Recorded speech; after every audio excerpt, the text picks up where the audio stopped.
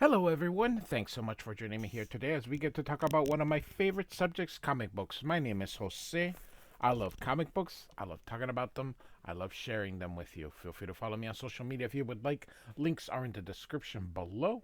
I've also posted a link to the Marvel's fan site that'll have plot synopses and character bios for this issue. We are continuing our run of the Chris Claremont centric um, universe. So we're going to be covering everything in reading order. We're going to be covering Uncanny X-Men, New Mutants, the specials, the Wolverine Limited Series, Kitty Pryde and the Wolverine, um, X Factor, Excalibur, everything in reading order. So I'm very excited about it. Uncanny X-Men 156 from 1982.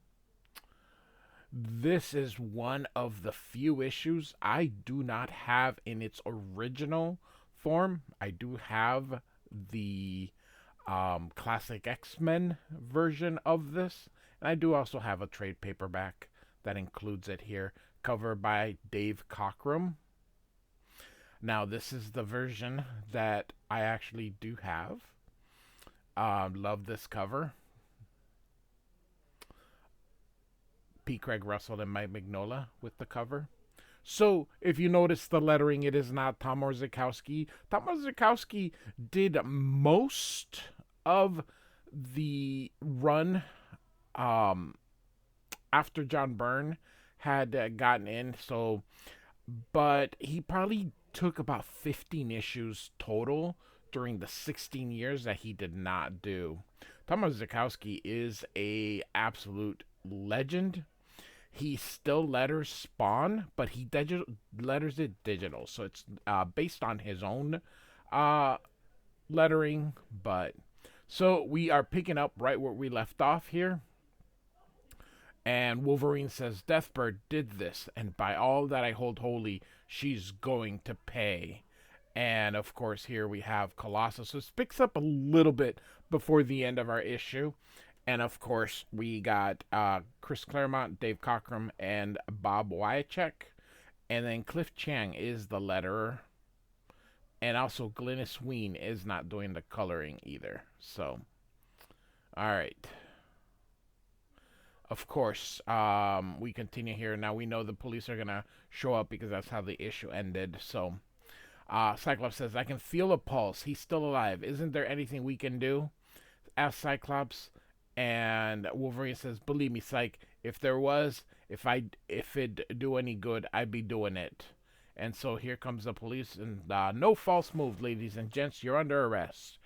And Tigra thinks here, uh-oh, New York's finest, scads of them, loaded for bear and looking for trouble. I better handle things. The X-Men are in no shape to cope, even if they wanted to. So she's gonna go here to the police officers here, and she goes, Tigra says, "Woo, I was there, and even I'm having trouble believing my own story." So basically, she gave a recap of everything that had happened in the previous issue. So I can explain, officers, if you'll let me, she says here. Great use of screen tones here. "I'm Tiger, one of the Avengers." And the cop's like, "So what?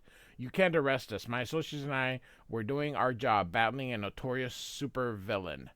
And he goes, "Give me a break, will ya, lady? You clowns just trashed a $200 million project. It's a miracle no one was killed."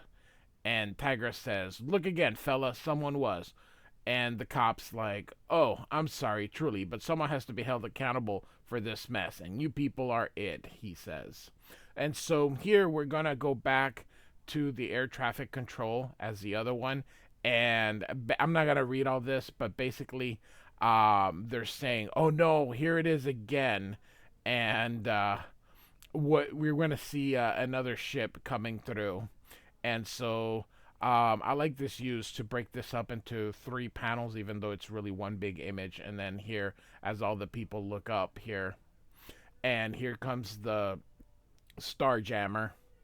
Um, so I don't think making ships was exactly Dave Cockrum's forte, but it's all right. We go with it. So, all right. So we are going to. He's using a like a trans. They're using like a transporter here, and it grabs the X-Men, and this cop is like, "Stop him, Arnie. I'm Game Lou. How?" And of course, this part here is probably being used with zipatones. And so after the X-Men are picked up, the ship disappears here, leaving Tigra. And she's like, "I wish I could have gone with you." So, um, and so we see this panel, but then this panel, you can see it here that it's they were picked up by uh the Starjammers here, and Corsair. He picks up Corsair, very happy, and Corsair says, "Chad, you were surrounded, trapped by Imperial Marines. How did you escape?" And he says, "Miraculously, of course." And Hepzibah says, "Corsair, Colossus is dying. Can oh sorry, Cyclops says, Colossus is dying. Can your crew help him?" And so they get him to the infirmary, and he says, "We can try, son. Our life support module will stabilize his body functions and give him at least a chance to be. Beyond that, it's up to our medic, Zikorsky. Zikors. And so here it is. That little Zikorsky. It's like a little, I don't know, insectoid robot thingy. So he says, "Thanks. Boything's wounds severe is likewise condition. Loss prepared for B. Termination possible." So Cyclops says, "He can't die. I won't let him die." And Corsair says, "Are you God then that you can prevent it? I know how you feel, Scott. I've stood helpless over the bodies of friends and loved ones, wishing, begging, demanding the power to save them. It's out of our hands. All we can do is watch and wait and pray." So here they're trying to fix Colossus. And so meanwhile here, Kitty Pryde is still trying different outfits here. Uh and Nightcrawler's like, "You've been at this for hours. Aren't you tired?" And she goes, "Are you kidding? I've barely begun to explore its possibilities. I mean, this outfit is nasty or what? I think it'll turn a few heads." And Nightcrawler's like, "I can think of a few places where it would get you arrested." He's like, "No fooling." And so the guards come shift, and one of them asks if anything's interesting, and the other guy's like, "Yeah, pretty much nothing." So, all right. And so we get that Samadar, and he says, "Greeting, X-Men. I trust your accommodations are satisfactory." And Nightcrawler says, "They're splendid, Admiral. And to what do we owe the honor of your call?" So basically, we're going to get also a little bit of a recap. They're going to show Colossus being hit, and of course, him and Colossus and Kitty Pryde are in a relationship. Yep, I know. Anyway, so we're showing again then the exposition that we didn't see as Deathbird um, stabs Colossus with the sword through the back. And then, of course, they don't have the transmission. Nightcrawler's like, "What happens next?" And Samedar says, "Regrettably, I do not know. A malfunction prevented our recordings of any subsequent events." And Nightcrawler says, "Is Colossus dead or alive? You must know that." And it says, "The Admiral's only answer is a slight smile and a shake of the head before the holofield goes blank." And of course, Peter is, I'm sorry, Peter. Kitty's very angry here and says, "Oh, Peter, I want to cry to scream. My heart hurts, but I won't give Samedar that satisfaction. He set this up for his own personal enjoyment, a double feature treat. Not only Colossus being killed, but us watching it happen. All right, creep. You got your gig. Let's enjoy him while you can, but then it'll be my turn." So, of course, Samedar is unknowing for everyone. He is working with Deathbird, so he is part of that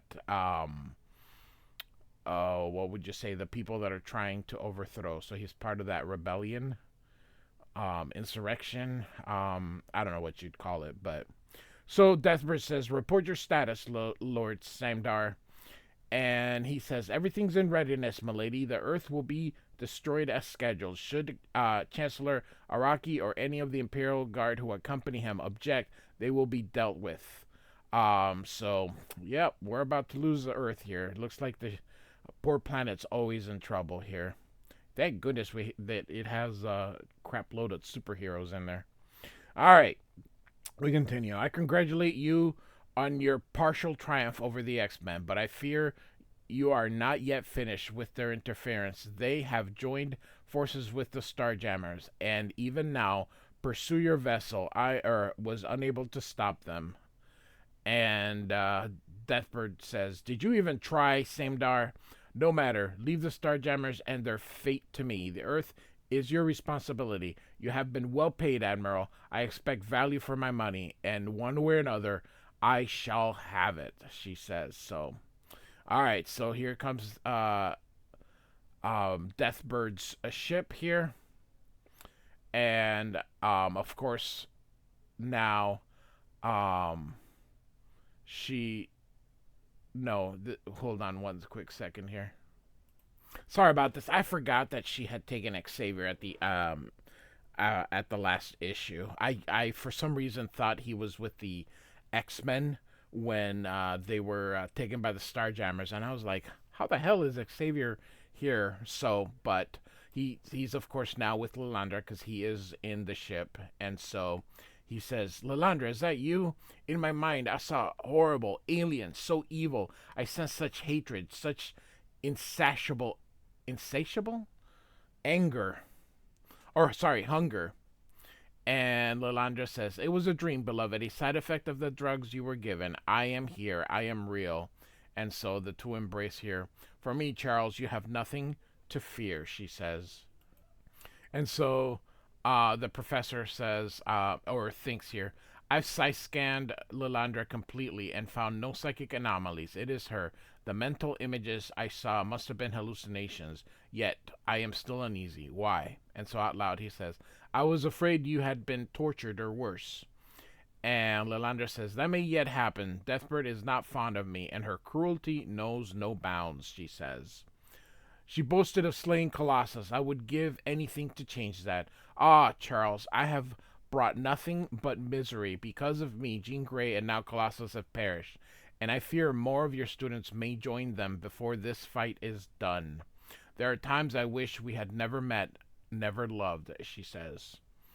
And the professor says, "And there are times I marvel at the good fortune which brought us together. I too mourn for those we have lost, but for all the grief that has followed us, that may yet follow us, I would not exchange our love for anything."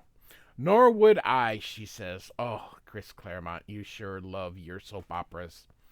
And so Deathbird interrupts and says, "Truly, little sister, then cede me your throne, and I will grant you a lifetime of peace and love. It is such a simple bargain. I care for power, not love. You for love, not power. This gives us both our heart's desire."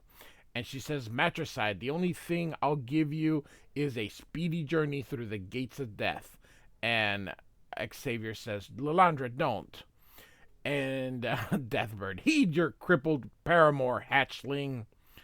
On the best day of your pathetic life, you were never a match for me." And you can see here, she hits Lilandra, and Charles Xavier's like, "No." So, and Deathbird says, "Don't be alarmed, Xavier. Her wounds are superficial, though had I wished, my pinion spurs would have cut her to the bone. I was the firstborn of the Aerie. It is I who should wear the crown, and I who will." So Deathbird is, of course, Lilandra's older sister. And Xavier asks, "So Deathbird is a Shi'ar?" And Lilandra says, "Yes, and her unforgivable crime. Oh, sorry, for her unforgivable crime, she was stripped of rank and name, cast out of Aerie forever as a hatchling. I worshipped her. I am majestic Shiar. As long as I live, she cannot become empress. So that is why. So now we're at in the Starjammer, and we got Colossus over here. He says, magnificent, and Corsair's coming. That it is. This is my favorite spot on the ship. I like to sit up here by myself and watch the stars flow by. I've never tired of this view. I doubt I ever will. Space is big, so and the stars are just so even if you're going at light speed, the distances between these stars are so great that even at light speed, um, you won't see much of a whizzing. So they're probably using some kind of warp drive, I would imagine, to get through. And so Colossus asks, "Is there any word on Colossus or Deathbird?" And Corsair says, "It's still touch and go for the lad, I'm afraid, but Sikorsky or Sikorsky, I don't know, sounds hopeful. Deathbird's vessel is sublight. We've stronger engines, better computers. We're in warp space. It's merely a matter of time before we overhaul her. Ororo told me about Jean, son. I didn't know. I'm sorry." And so now we're gonna get a little bit of the origin, which we have seen before. So I'm gonna kind of skip a bound of them flying. And so here's Corsair, the mom, and then Scott and Havoc, his brother, and the Shi'ar, them being chased, being captured, getting the kids out, having taken the parents, and sending him to the mines, and the Emperor trying to rape her, and he fights her. She ends up killing him, and then sends him to the mine. And Corsair goes, 20 years ago, Scott, yet the memory's so fresh, so vivid, that sometimes I feel like it's just only happened. I was sentenced to the Star Pits. There, I met Chad, Raza, Hepzibah. We became comrades, then friends. Eventually, we stole the Starjammer and escaped. We've been fighting the Empire ever since. I covered that in one of the classic X-Men. Again, I have a playlist. Feel free to check it out. Lot of stuff that is covered there. So, all right.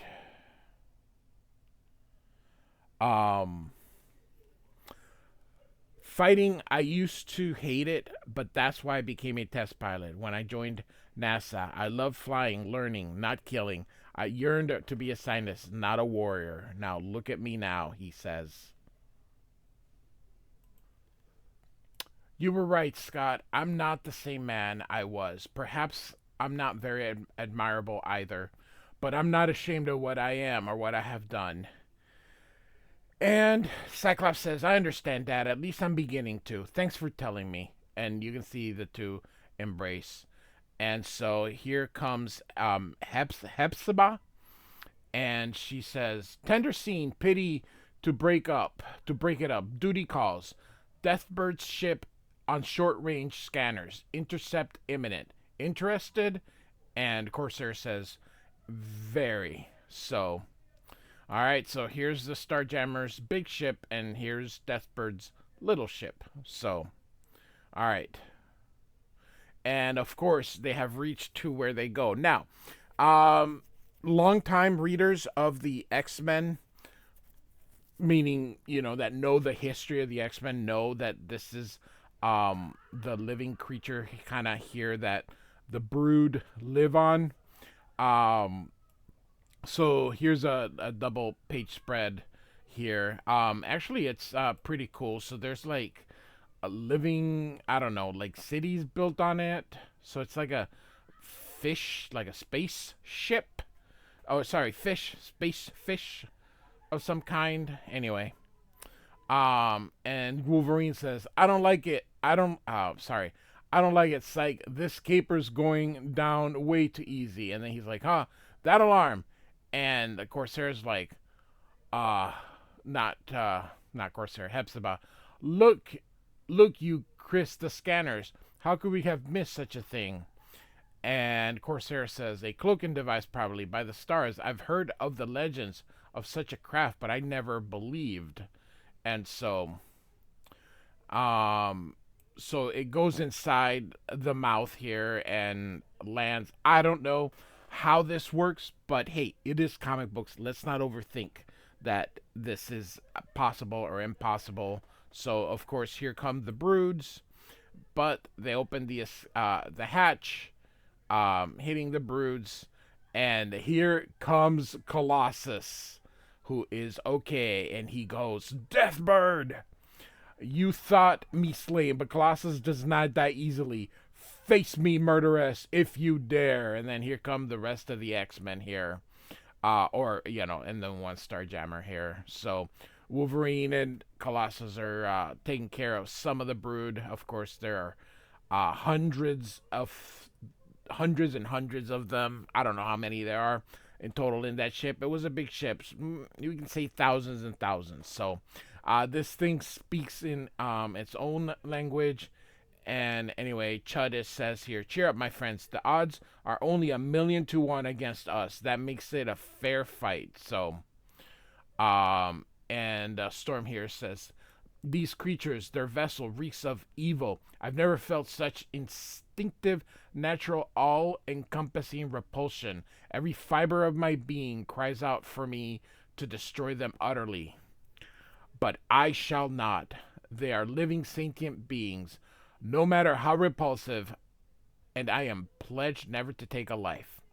So it's kind of funny when you see how Chris Claremont treated the X-Men, and then you see now, of course, as of this recording, it is 2024. We have ended the Krakoan era, and how the X-Men were in that. I mean, it just there was just such a fundamental change to the X-Men that was done. It's part of the reason I actually I quit. I haven't bought a copy of X-Men. I did try when Jonathan Hickman. So I had quit the X-Men. I came back for Jonathan Hickman. And once he left, it just went downhill.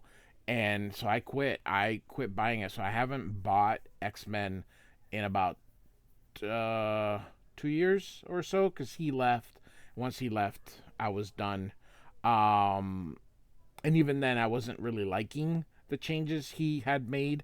I know that when you are writing for a long time and you've been around for a long time. Sorry, is what I mean. So, you have to make characters fresh, and I understand that, but you're also changing how these characters are, how these characters interact, and that I think that what they've done to the X-Men is a disservice. So that Krakoan era was just not for me. So anyway, yeah, funny. She pledged never to take a life. Yep, that after Chris Claremont left, unfortunately, things started to change, but for the most part, everything was status quo. But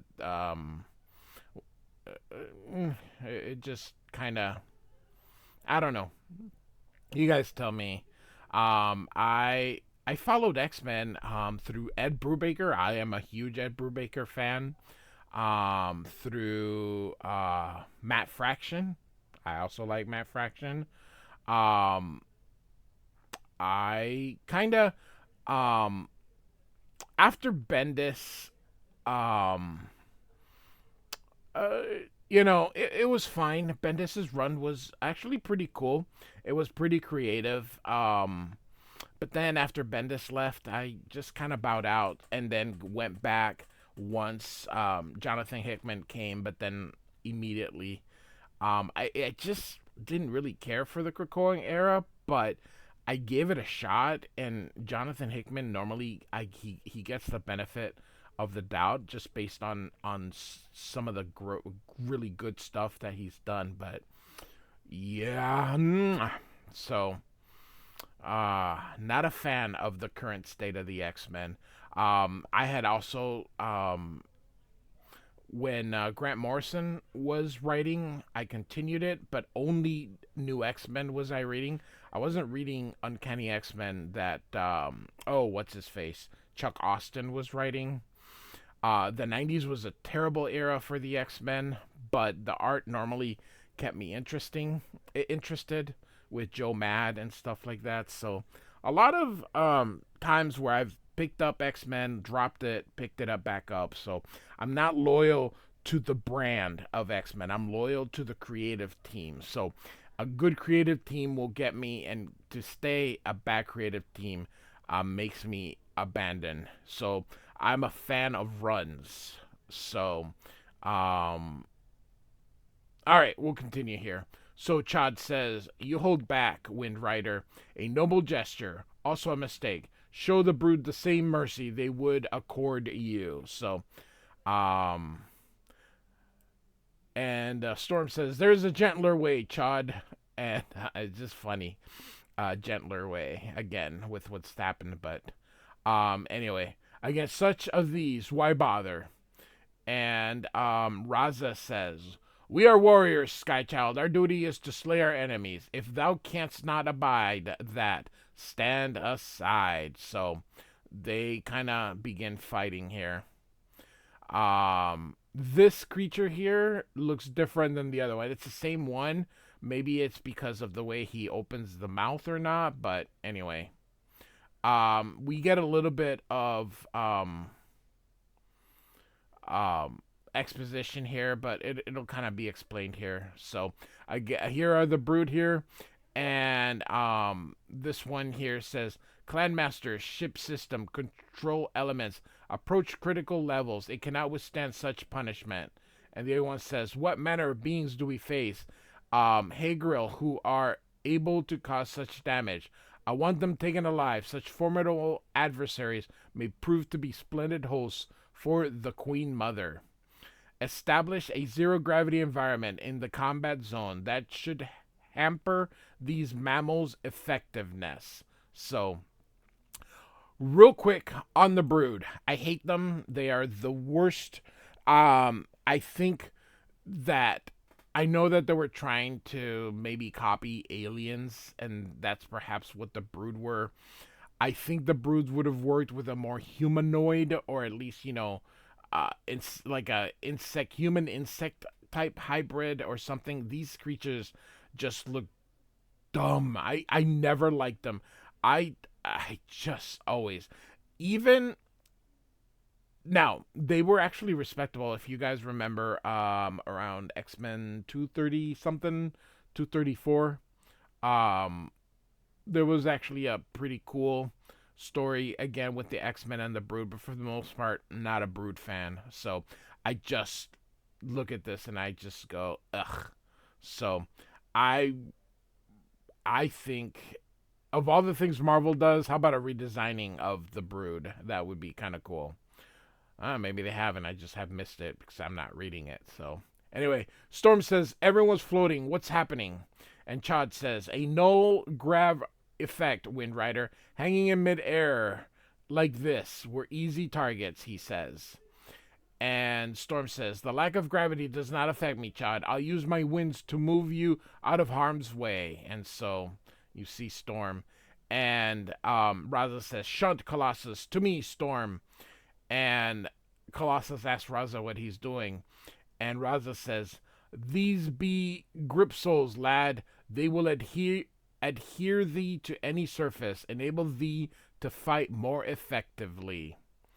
"My thanks, Stovarish. In the heat of battle, I forgot about Cyclops and Corsair. Their mission is the important one. I wonder how they are faring."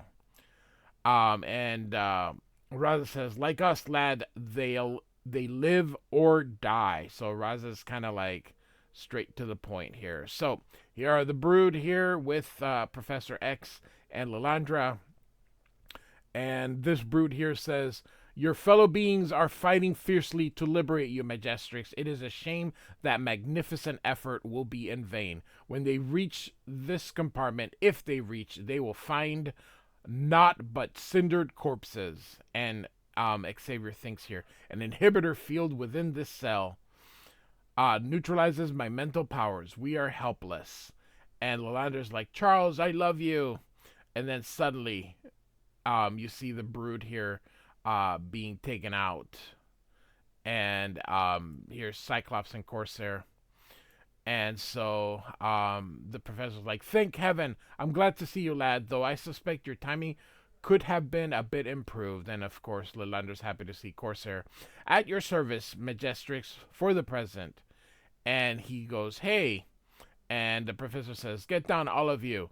More alien Cyclops sneaking up behind you." And so you can see, because there's no gravity, the professor is able to float and punch him. So that's weird. So anyway, um, I always felt that after John Byrne left X-Men, Chris Claremont sort of lost his way. Now eventually he did find it. He came back and eventually found it.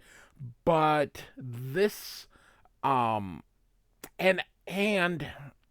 all right, some people will take this the wrong way. I'm not a huge fan of Dave Cockrum. I think that the X-Men were so popular, they could have gotten John Buscema, Sal Buscema even.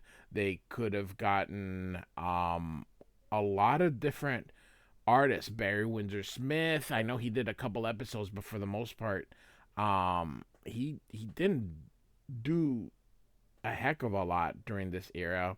I know Michael Golden would have been difficult because Michael Golden is not very speedy. So I know Michael Golden probably wouldn't have been able to do a run, but I mean, maybe he could have done 6 issues a year or something, or I don't know. It would have been nice if John Byrne and Chris Claremont would have been able to work it out. They didn't. But I just look at some of the artists that were available during this era, and I'm going, man, someone could have been better than Cockrum. I know. It just early Cockrum was fine, but going from Byrne back to Cockrum was just not my thing. They could have kept Brett Anderson. There's just lots of stuff they could have done. But it is what it is. So, all right. Cyclops says, a warning would have sufficed, Professor. And so he thinks here, outside the cell, I'm free of the inhibitor field. My powers have returned. I can stun my foes with a Cybolt. And in zero gravity, I can maneuver as well as anyone. My crushed legs are no longer a serious handicap, he says. And Cyclops says, what do you think you're doing, attacking those horrors with your bare hands? They could have ripped you to shreds. You aren't trained for this line of work, Charles. We are. Leave the rough stuff to us. And Xavier says, perhaps I acted hastily and carelessly, Cyclops, and for that I apologize. But the creatures threatened me, threatened the woman I love. I could no longer sit idly by and do nothing. Whatever the consequences, I had to act, says Xavier. And Lilander says, it was a splendid, foolish gesture, my love, and I shall treasure it forever. And then Cyclops is like, I can't blame him, really. In his shoes, I'd probably have done the same thing, he says. So here we go. Everybody's kind of meeting each other. And Corsair says, while the others created a diversion, Cyclops and I snuck aboard Deathbird's ship. Through all this crazy architecture, this material and the interior's layouts make no sense. Colossus, my dear boy, I thought you'd been killed, says Xavier. And Lilandra goes, where's Storm? And Hepzibah says, tangling with Deathbird, be along soon. And I'm sorry, I should have gone like this. And Colossus says to Xavier, so did I, Professor, but the Starjammer's miracle machines saved me. So, all right. And so Deathbird and Storm are about to tussle here. And Storm thinks, I've never faced anyone with such speed and agility. She managed to elude all my elemental attacks.